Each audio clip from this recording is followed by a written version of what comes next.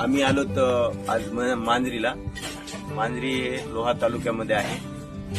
ह्या काकूला म्हणजे काय होत होतं की बरेच दिवस झालं गॅप होता, चालता येत नव्हतं आणि कमरेपासून आजार होता. ह्यांना विचारूत आपण आपल्या प्रोडक्टमुळे काय रिझल्ट आहे. तुमचं नाव काय? अलीकडे रेणुका. बरं, कोणतं गाव?